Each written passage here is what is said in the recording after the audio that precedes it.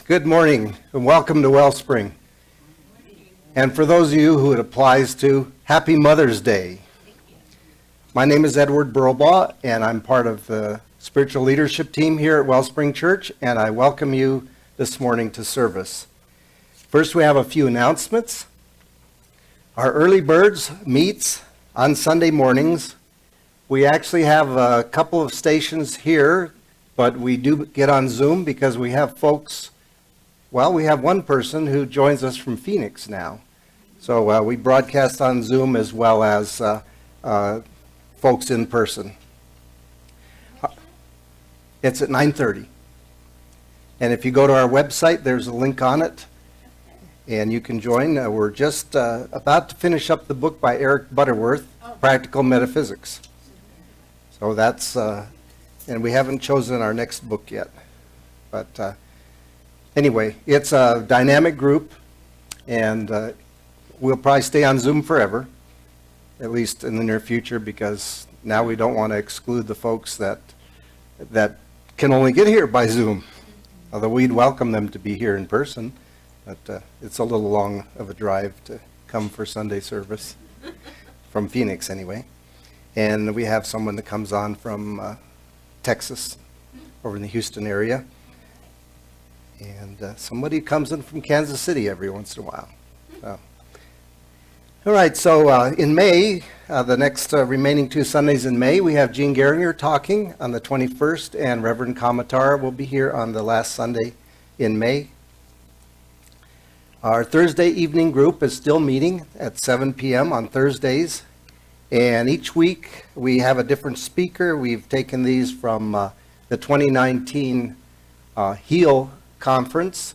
And so we've been listening to about an hour-long talk each Thursday night by one of the speakers from that conference. And then we have a lively discussion after that. And again, we have that on Zoom. And we also have folks that come in person in the social hall. Because again, we have people from out of state. Anyway, you may speak with me or Cleona, and we'll get you the login information and so forth. Let's see, Saturday the 20th, Jean Geringer is doing her dowsing workshop. All are welcome. There's a workshop fee of $25. She brings a fairly good group of folks here from El Paso and so forth. Our May get-together is a potluck after service on Sunday, May 21st. You're welcome to come to that and bring some kind of a dish for yourself and a couple, 3 or 4 other people. That's after service, so that would be like at noonish, yeah, once we get kind of wrapped up here. The New Thought Ladies Luncheon, which you all know is for all the New Thought women in Las Cruces, is on Thursday, May 25th, and that's at CSL at 11:30. And lastly, our prayer team remains ready to serve and support you. You may submit your prayer request via our web page, or you can fill out a sheet in the back and give it to me, and I'll take care of making sure the prayer team knows about it. We meet virtually on Tuesday afternoons at 4:15 to pray with you. And you may consider sitting in your quiet space at that time, because we know that we are one in spirit, and the energy of prayer knows no limits. And just one additional note, we're going to be passing or bringing the collection basket up here after the speaker and so forth, so we may bless it in person. We've kind of been leaving it in the back since COVID, but since I'm up here and I love blessing the gifts, I get to do that. So let us take a moment now for our invocation.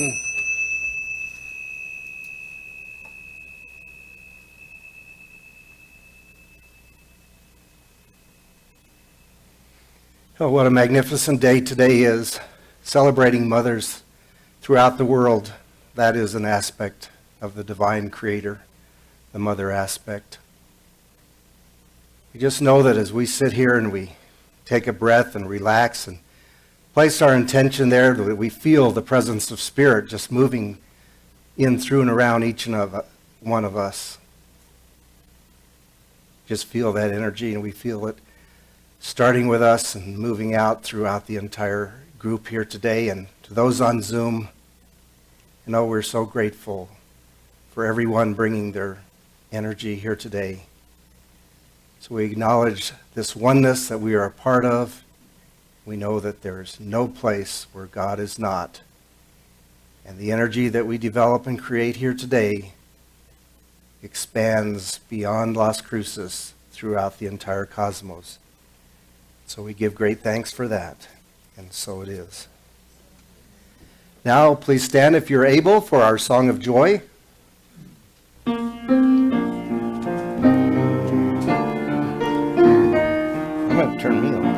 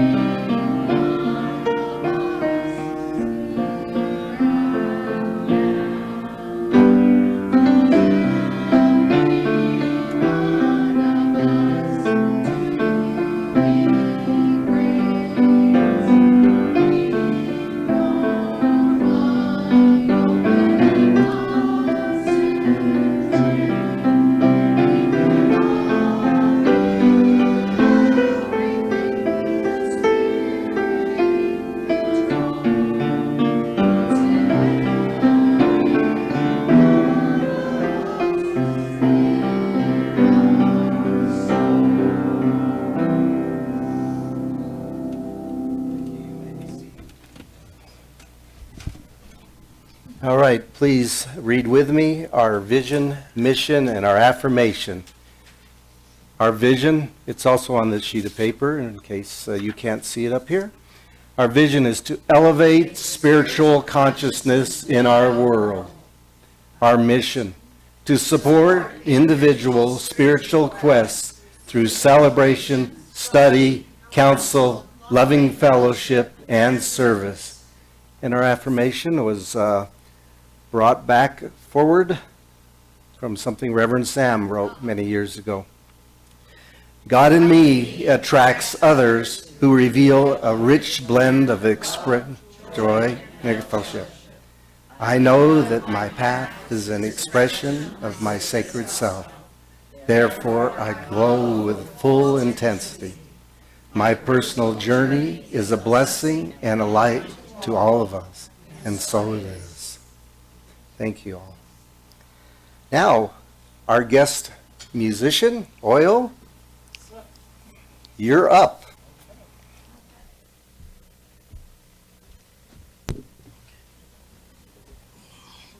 Good morning, good morning. Hi, yes. Well, this song is called Iya, and I'd like to give a little context maybe for the song. Among the Yorubas of West Africa in Nigeria, your parents, your elders, fathers and mothers, aunties, are essentially they are your village. They are your nurturers. This song, Iya, says, Mother is a precious gold that cannot be bought. Mother is a precious jewel that we cannot buy. She carried me in her womb for 9 months. She nursed me for 3 years. There's no deity like Mother. She has no equal. She's like no other. Mother is worthy of worship and praise. So an image just comes to mind, I remember, of women, mothers in the markets.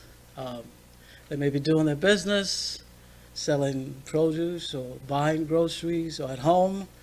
Often they have the babies on their backs. So I like to think that maybe the baby's tired or the mother's tired, everybody needs a break. But the hands of the mothers are free to do other things as well. So among the Yorubas, we believe they affirm their mother is even higher than the deity. So I give you this song, and I like to remember quickly my own mother, my mother and father, Emiola and Olufunke Oriola. So this is Iya, mother.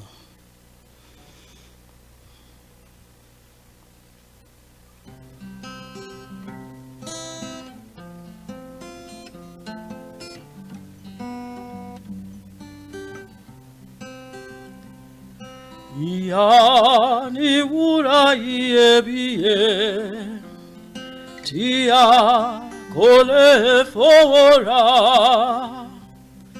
Ìyá ni wúrà iyebíye tí a kò lè fowó rà. Ó lóyún mi fóṣù mẹ́sàn-án, ó pọ́n mi fọ́dún mẹ́ta. Ìyá ni wúrà iyebíye tí a kò lè fowó rà. Mother is a precious gold that cannot be bought. She carried me for 9 months, nursed me for 3 years. There is no deity like mother. She's like no other.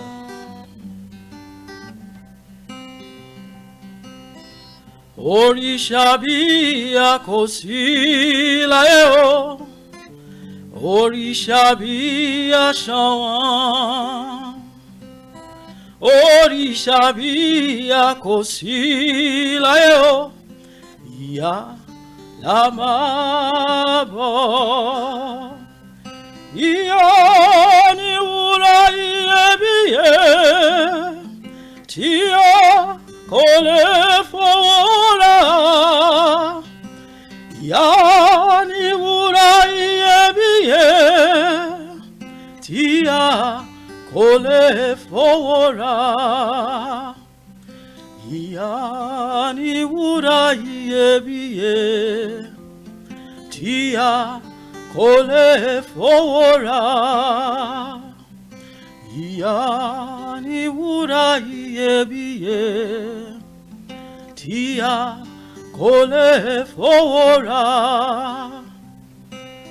Ó lóyún mi fóṣù mẹ́sàn-án, ó pọ́n mi fọ́dún mẹ́ta. Kí wọ́n má gbàgbé ìyá rẹ̀ tí a kò lè fowó rà.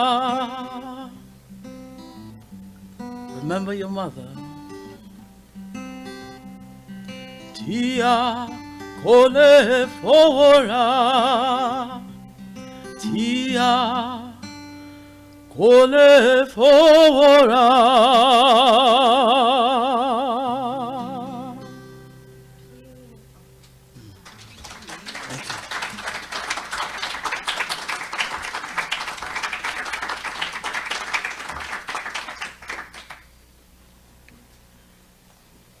Thank you.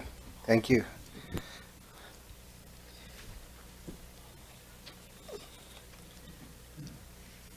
So for today's reading, I'm going to the Science of Mind, and I'm on page 36 and 37.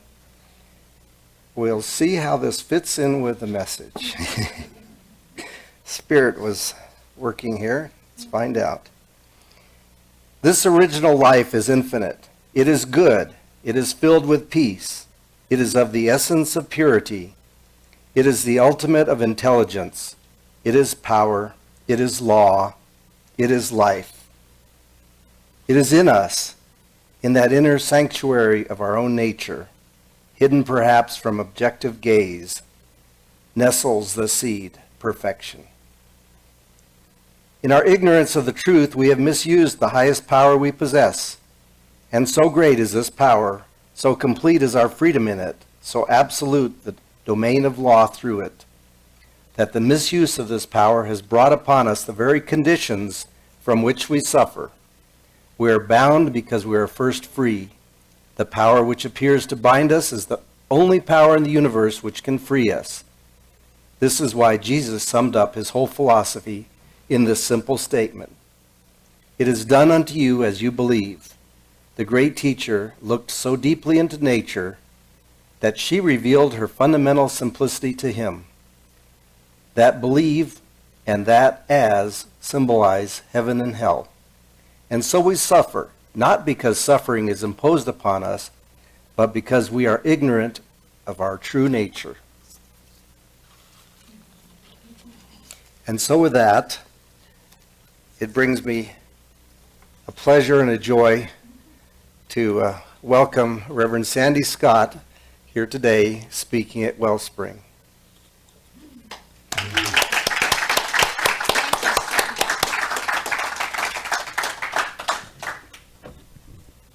Thank you so much, Edward. You're That quite was a welcome. perfect reading, of course. Yes. That's what we talked about. Good morning, everybody.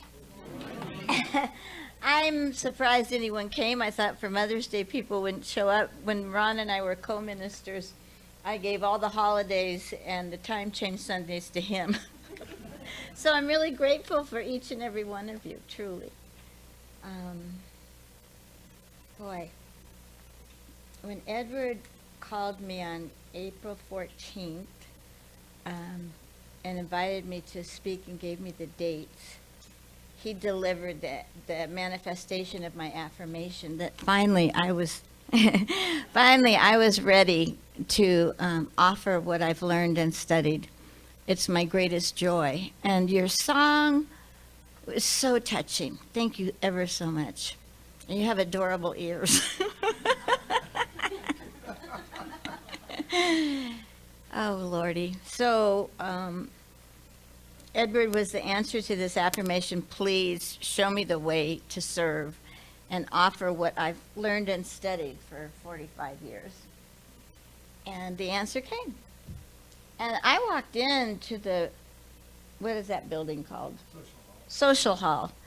And I was just flooded with peace and contentment and simplicity, just like Reverend Sam and Nancy. It was hard for me to walk in for the first time without Sam. And he was my friend, my colleague, and my counselor. He was a great counselor. Did any of you see the big brass pig in his office named Yoda? I give thanks for him for having the courage to follow his intuition to open Wellspring New Thought Community. When I arrived, there was a lot of criticism bandying about, so I called him my second week here. I said, "This is Sandhi Scott. I'm in town now, and I want to have my own opinion of you, so can we have lunch?" So we met for lunch with Sam and Nancy, and the love between them was just whoa. And I always told him that the service they presented here was seamless, because he gave some of the best Science of Mind talks I've ever heard. And Nancy being the music director, it was a seamless service. It had integrity and simplicity and truth. So let's take a moment of silence for Reverend Sam and Nancy in gratitude.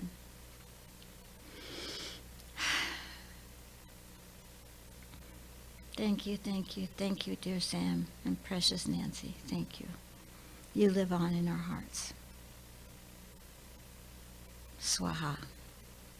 Swaha is the Hindu amen. Okay, so the miracle of this call got me back into Science of Mind, but not only Science of Mind. I mean, I've never left it. I always read this thing called You and 3 other books in the morning, and then I go to study. And I took this out, which is precious, precious to me. It's the first edition, 9th printing. It was published in 1926, and this is the 1935 edition. What a mind blower. I've always referred to it through my ministries, but it just jolted me. The format of this book is so awesome. And I've fallen in love again, fresh and deep and sweet with Science of Mind. And I'm a spiritual enthusiastic. I love all faiths, and I study all of them. I just find the truth in all of them. Facts, not so great, but the truth is there. You know, like Ernest Holmes said, disease is a fact. It's not the truth. It's beautiful, beautiful, beautiful. Anyway, Terry Cole Whitaker gave this to Bob. Bob gave it to Terry Cole Whitaker, another minister. And then she gave it to me in 1987, and it's very precious to me. So my mind was blown at the format of the first edition. And I hope this interests you, because I'd like to pursue it with people. It has an extensive contents, and then it has lessons. Ernest Holmes had an institute of study, and he presented lessons. And then he surrendered to Dr. Bob and opened a church. So, and I had the honor of having Ventura Papke as my mentor and spiritual mother for years, and she was Ernest Holmes' practitioner. And so it's Ernest Holmes, Ventura, and me. So, and I used to meet with the original ministers in LA once a month. It's just such an honor. It's such a great philosophy. I call it a spiritual philosophy for affirmative living. And I look for that thread in all the books that I study. So it has part one, and then what's interesting is right after part one, it's the first metaphysical chart. If you're familiar with that edition, they just put them in the back. And this it defines the 67 words in each section. Is that awesome? It's a great format, I think. And then there's a glossary in the back. Okay, so I'm just talking about the first 30 pages, and I've stayed in them since April 14th because they're so profound. The truth is truth. So I hope you enjoy this. And this is for your consideration and for your own interpretation, okay? Okay, it says The Science of Mind, Part 1, The Evolution of Man's Thought. And this is, the first paragraph is instinctive man. I will obey. Thank you so much. Thank you. Okay. You know, my father gave me a Volkswagen with a sunroof when I was a hippie in the Haight-Ashbury. And I said, the horn doesn't work. He said, with your voice, what's the problem? Okay, instinctive man. Instinctive man alone existed at first, for the self-conscious man had not yet evolved. So we were intuition, we were spirit.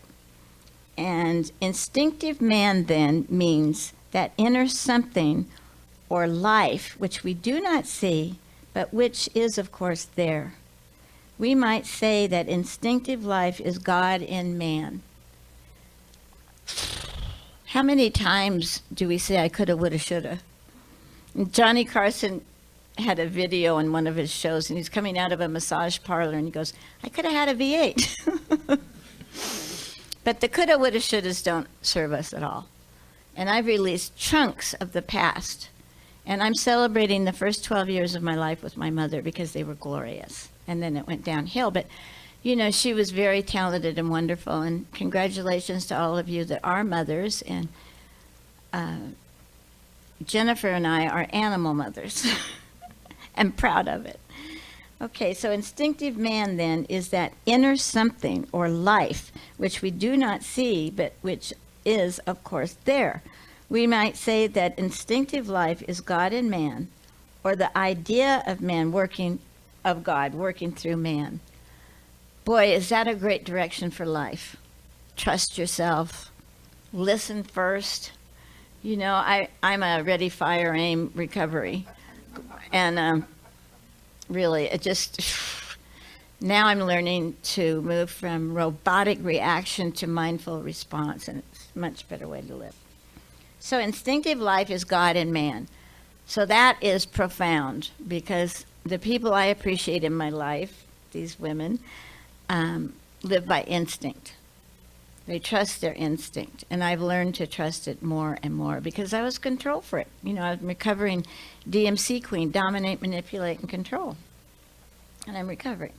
So instinctive life, or God, must be silently waiting for the great discovery to be made. And then the inner sense awakens. Instinctive life is to do for him, must be done through him. Nature must work through man in order to work for him. It is true, all life along the line of life and endeavor. So I was just blown by this first chapter. I just thought, oh, thank God I have this book.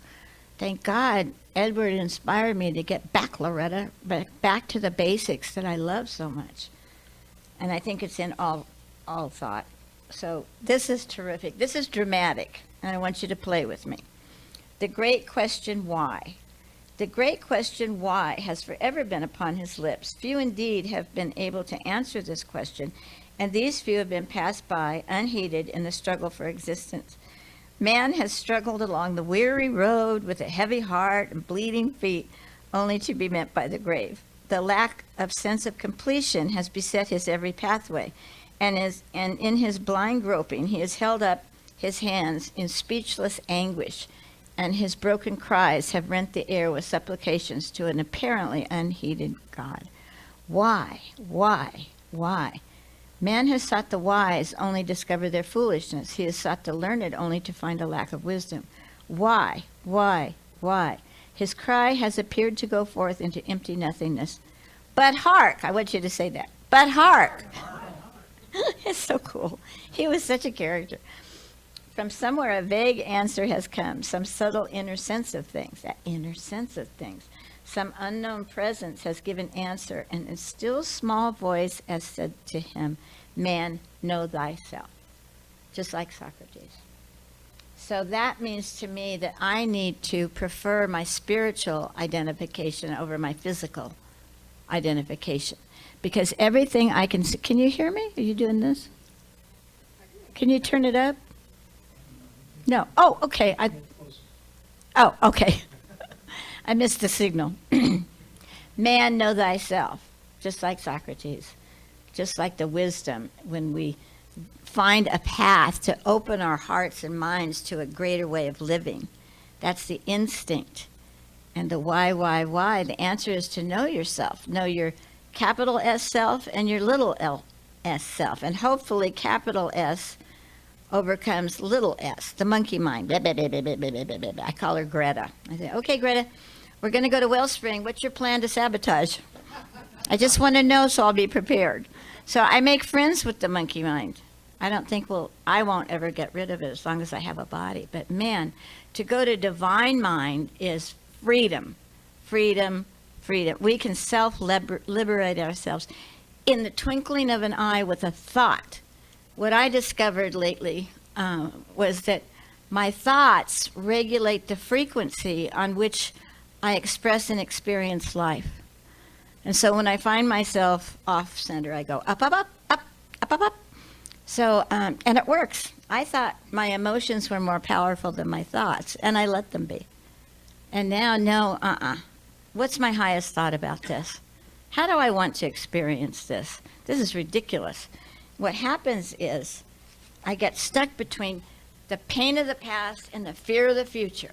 Pain of the past, fear of the future. And you go, I can't move.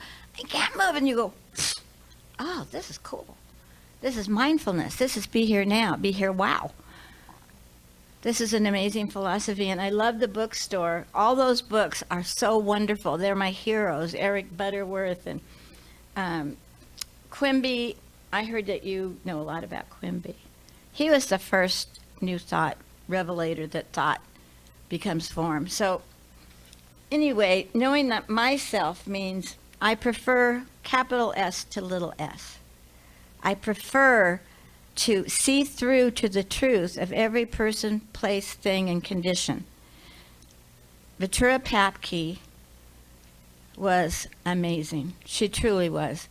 And she set me free from New Age nausea.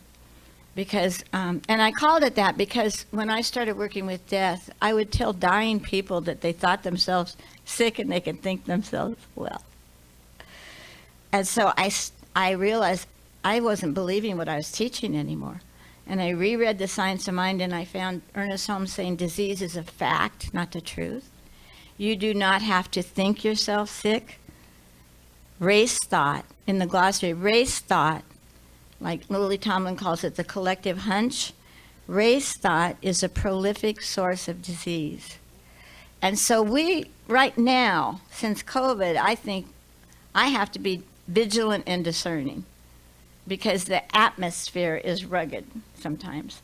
And I prefer the upper atmosphere. It knows nothing about disease, low self-esteem, all those negatives. It knows nothing about that. And I can be free anytime I'm willing to access this higher frequency. Does that make sense? I've had a very rich 43-year long run as a minister. And I had the privilege of being ordained by Terry Cole Whitaker in the La Jolla Church of Religious Science. And then I worked with Mary Ann Williamson for 4 years. And then I was a hospice chaplain after 9/11. And then I burned out, went back to Encinitas, took a job in El Centro. Don't ever do that. It's the armpit of California. It's right at the border. And it stinks to high heaven because there are feedlots there. And it's hot. My rear view mirror melted off twice. Anyway, I learned a lot there.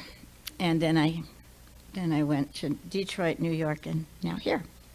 So man, know thyself. What do you really believe about yourself? How much time do you spend on reviewing, rehearsals, reruns, rehearsals that take you to lower frequencies, take me to lower frequencies? I can only speak for myself.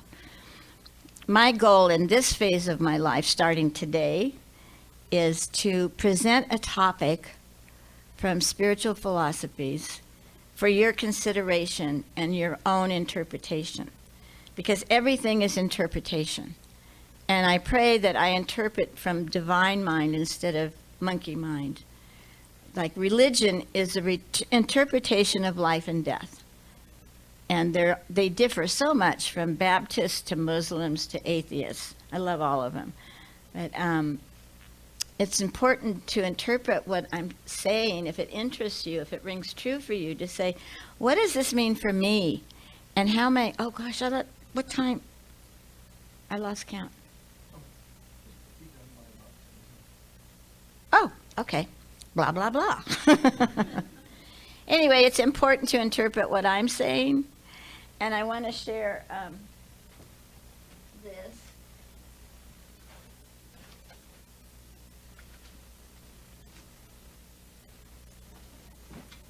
These 4 books I start every morning with. This thing called You, the Bhagavad Gita, Letters of the Scattered Brotherhood, and Stillness Speaks by Eckhart Tolle. Does anyone have this book? You know, the most profound paragraph, I just really want to share this with you because this is my philosophy now, as of now, beginning today. A true spiritual teacher does not have anything to teach in the conventional sense of the word, does not have anything to give or add to you, such as new information, beliefs, or rules of conduct. The only function of such a teacher is to help you remove that which separates you from the truth of who you already are and what you already know in the depth of your being.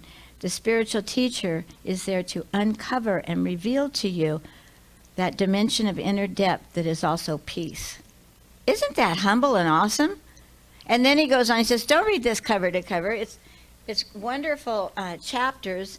And then he puts a squiggly between a point made. And he said the squiggly is for you to stop and say, is this true for me? And that's a great question to ask today.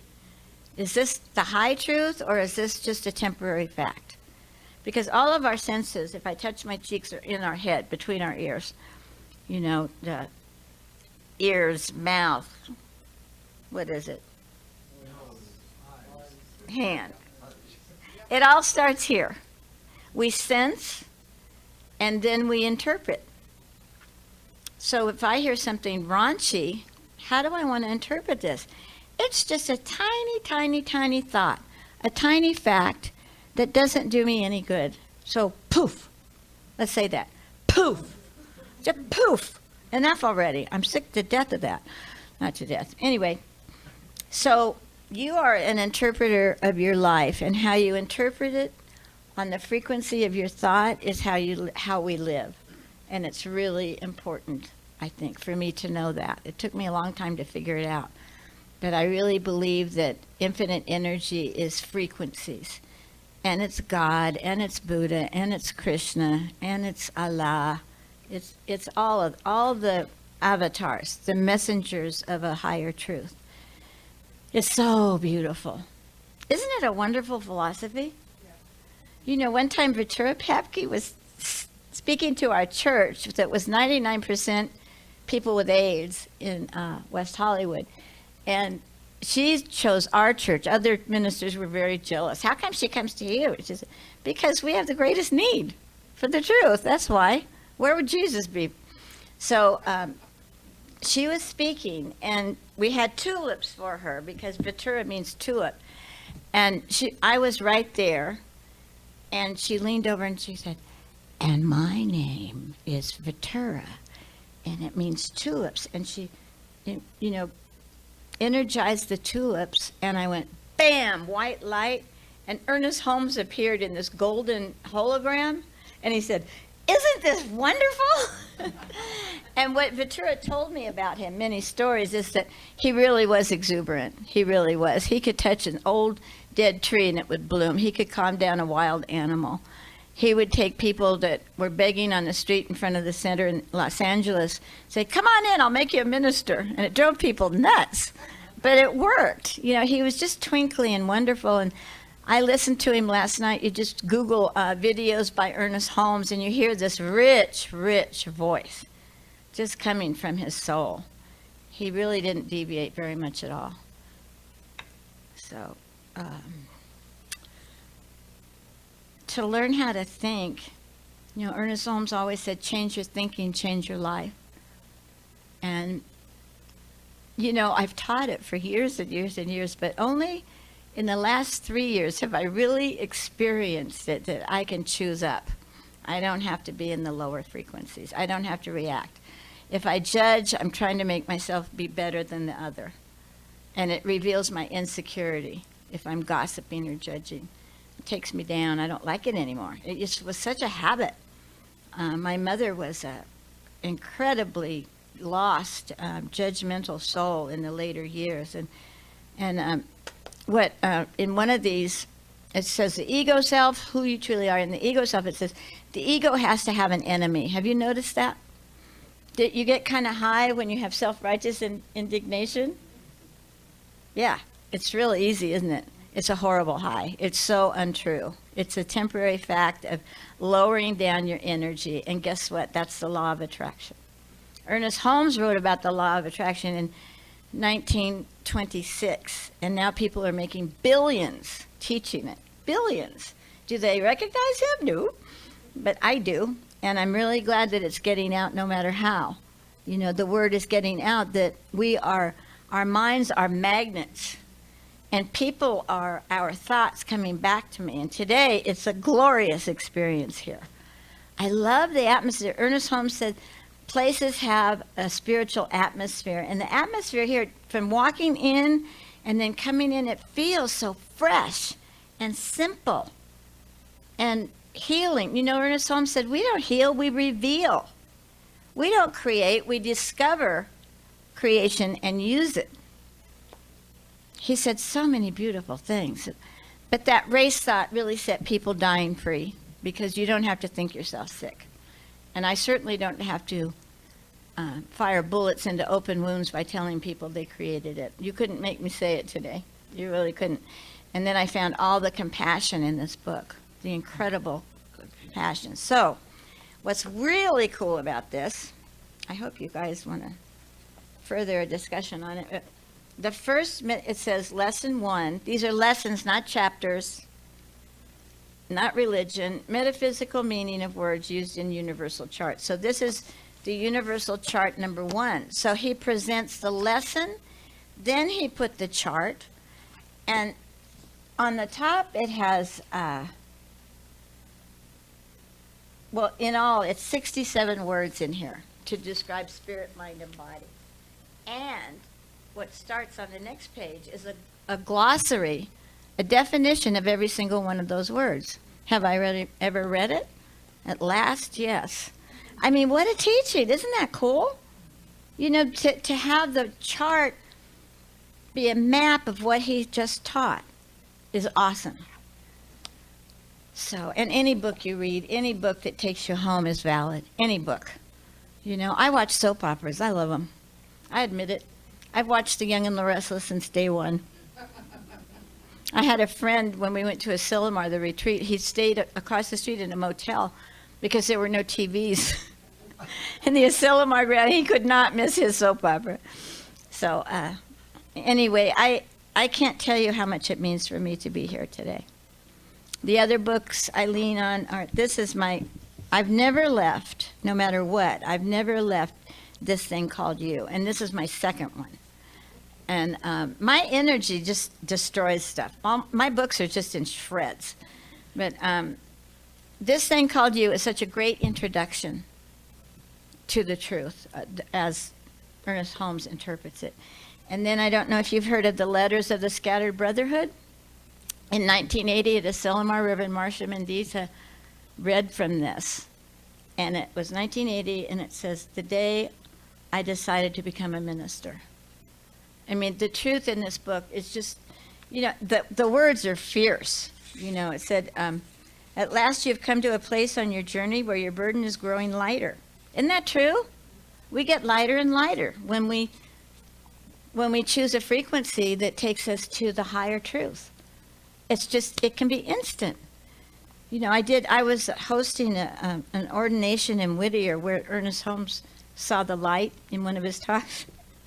And I was introducing Peggy Bassett, the president. And I had shaved my head, and then I had to show up to do this thing. And I said, you know, I thought it was change your hair, change your life. Anyway, I've had great mentors, Ernest Holmes friends, founding ministers. I knew them and I cherish them. I've had mentors here in Las Cruces. You know, each one of these women, Jennifer for 19 years, never judged me, never gave up on me. Terry's never given up on me for 9 years. We talk every day.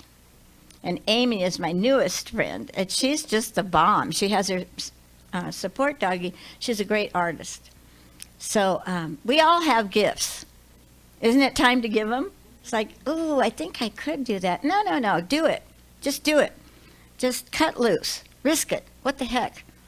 You know, I've been braver than ever in the last few years. In 2019, I had a breakdown, and I released all the pain of the 167 guys that I held while they died in 4 years. I released all that pain. And I established a base of contentment. And I can access that anytime I'm willing. It just takes a thought. I'm happier and healthier than ever. I've lost 47 pounds since I was last here, just by conscious eating. I started with a 12-step program, and then I just said, I'm not going to say no to anything, because the minute I say no, Greta says, yes! The minute I say 1, she goes, 8! But I just manage her. We're going to eat for our bodies. What does my body, in a restaurant, I go, what does my body want? And then I have a to-go box right away and cut it in half, because my portion is the same as a big truck driver. What was I doing? Anyway, consciousness is everything.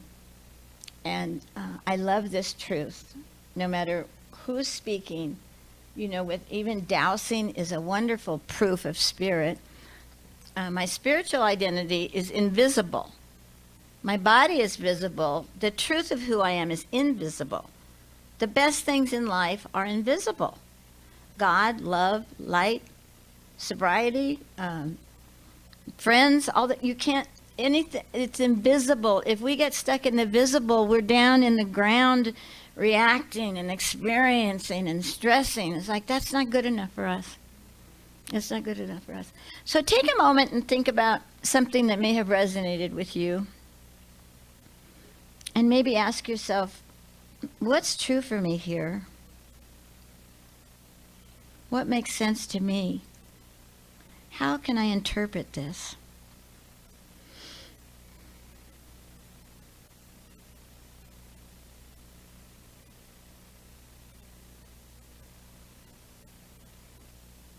And then, how may I apply this in my life for the highest good of all concerned? How may I be of service with this truth about facts, this truth about thoughts and frequencies? How may I live better practicing any of this? And let's give thanks for all the mentors, all the way showers, all the avatars, all the authors and speakers, all the people that just want to present a truth that just may set you free. My Hindu name is Muktibai. It was given to me by Ram Dass's guru, Majaya Bhagavati. Muktibai means pearl or liberation and sister. So it's sister of liberation, which I love. And I love the name Pearl because it was my grandmother's middle name and Janis Joplin's nickname. So thank you for letting me speak today. It's been a wonderful, wonderful experience since I got out of Jennifer's car. And I just feel so fulfilled and wonderful. And my only wish is that you got something out of it that can take you to a higher frequency, that made sense to you, and you can live a better life maybe today. Be here, wow. Thank you.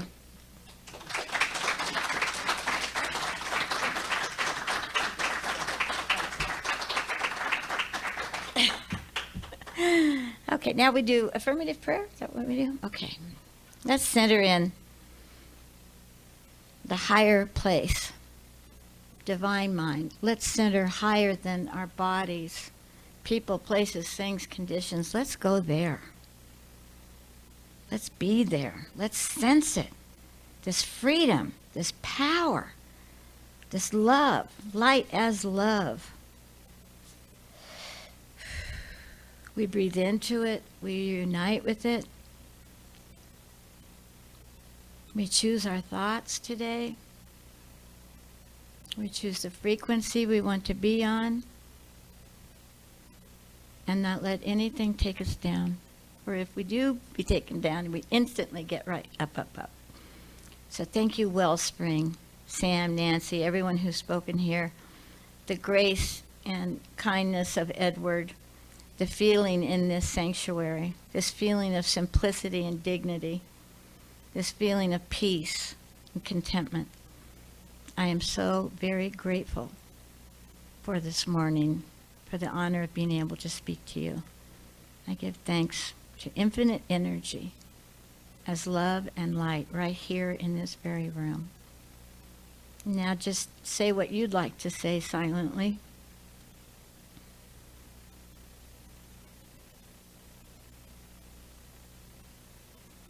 Thank you. Swaha, hallelujah, ole.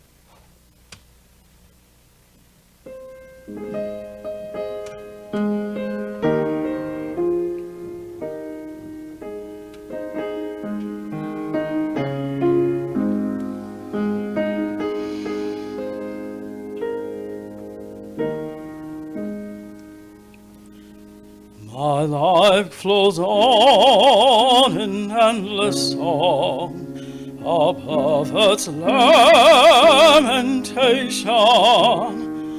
I hear the real far of him that is a new creation.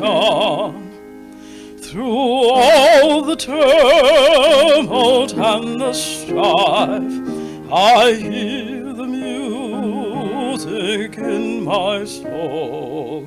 How can I keep from singing? But though the tempest round me roars, I know the truth it liveth. But though the darkness round me close, songs in the night it giveth. No storm can shake my innermost calm, how to that rock I'm clinging. How can I keep from singing?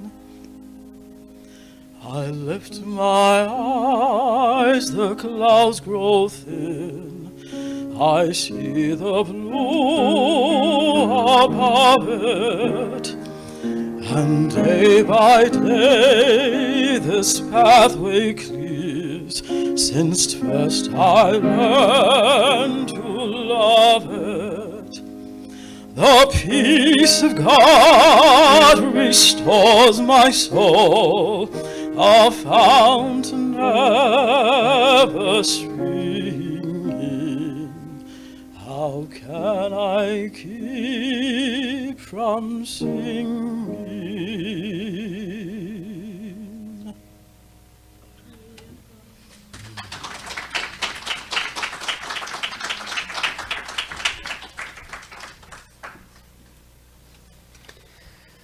Wow, thank you. And thank you, Sandy. Really appreciate you coming today and speaking. What can we say? Spirit works in marvelous ways. As we say, expect amazing. So today, where am I? Yeah, here we are. Could we bring the collection basket up, please? If you all have anything you want to put in, just wave your hand as she goes by and she'll bring it.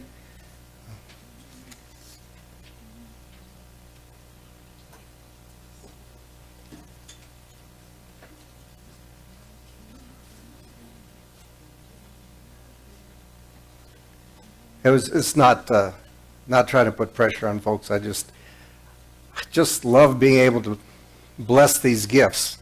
And during COVID, we just set it in the back and people, did their thing before and after service or whenever. And we would read something about it, but at the same time, it's just not the same as just, feeling the energy of ourselves as we put it, as we feel the flow moving through us, and the gifts that we give, the gifts that we receive online through PayPal and those checks that come in, we know that they all support this center and the work that we do here.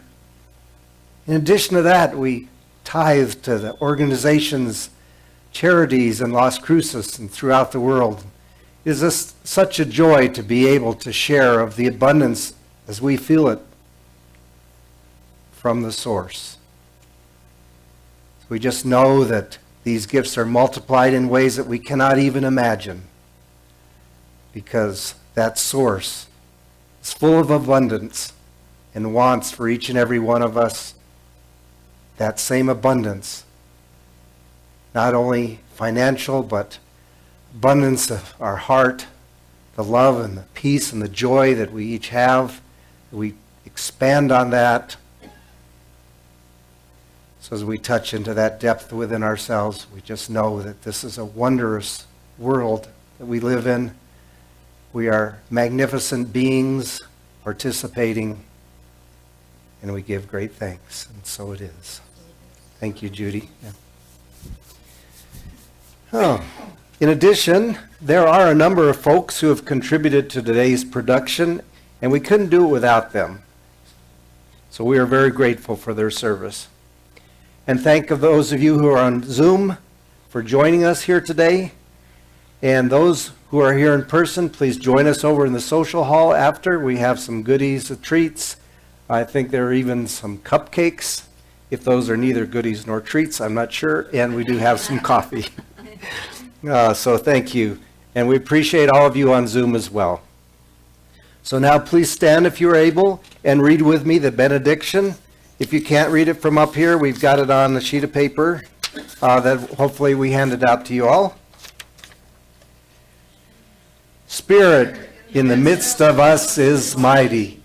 Joy, peace, and eternal life are our true nature and flow through us into the world. And so it is. And now for the peace song.